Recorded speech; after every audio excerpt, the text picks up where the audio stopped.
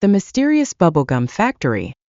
In the charming town of Popperville, there stood an old, weather-beaten factory at the top of a hill. Its walls were covered in ivy, and its windows were so dusty you couldn't see through them.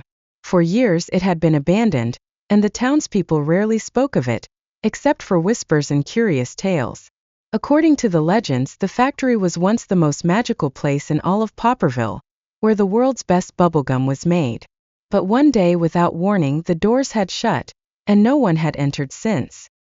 The children in town told stories about how the workers had mysteriously disappeared, some saying they had been turned into gum themselves, while others believed the factory was haunted.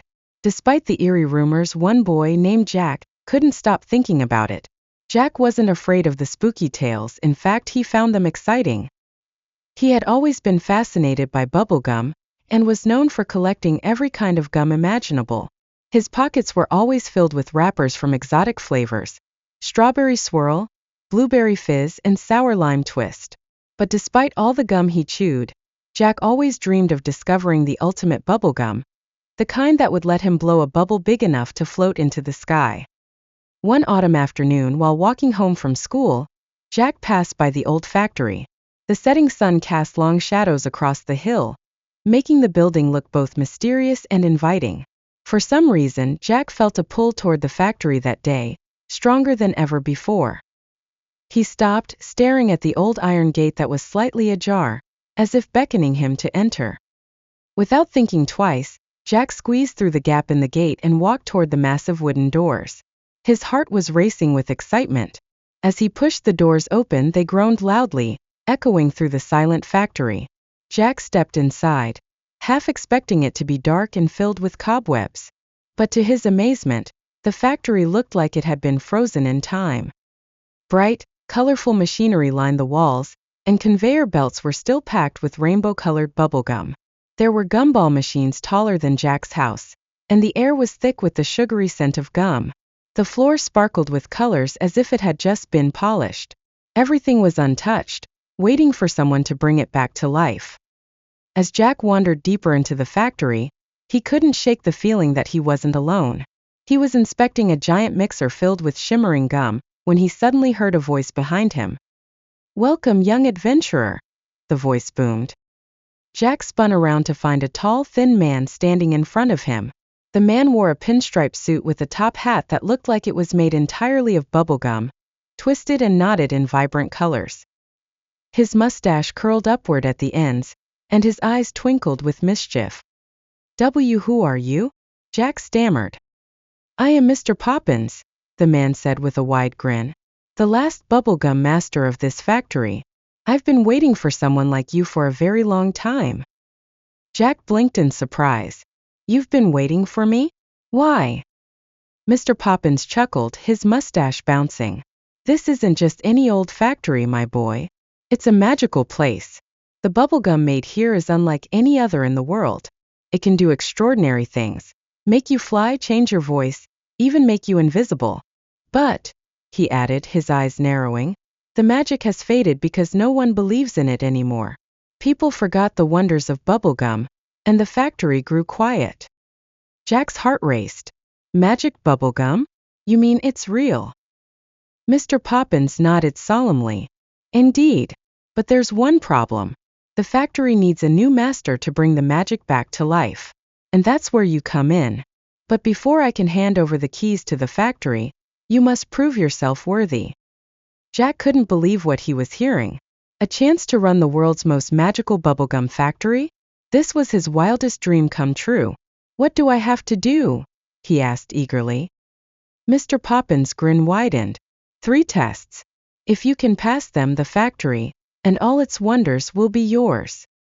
With a snap of his fingers, Mr. Poppins summoned a small tray of bubblegum before Jack.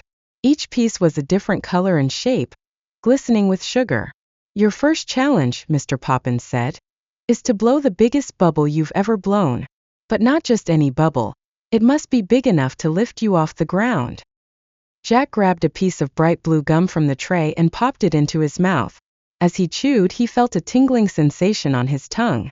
The gum tasted like blueberries mixed with lemonade, and it was lighter than any gum he had ever chewed before. Jack took a deep breath and started blowing.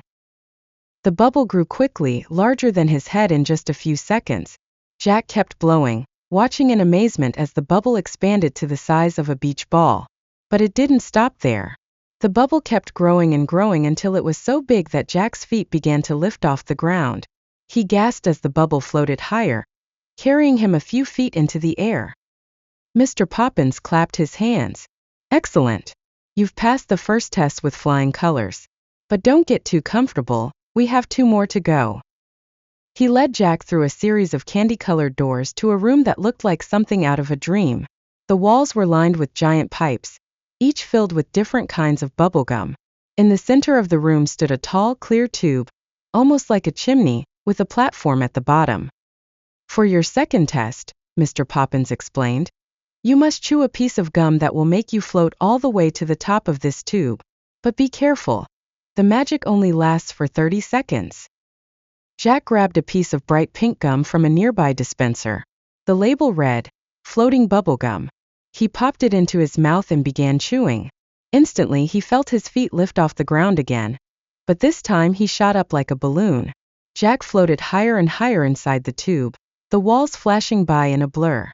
Just as he reached the top, he felt the magic starting to fade. With a burst of energy, he grabbed onto the edge of the platform and pulled himself up just in time. Well done, Mr. Poppins said, his eyes twinkling with approval. Now for the final test. He led Jack to the very heart of the factory, where the most extraordinary sight awaited him.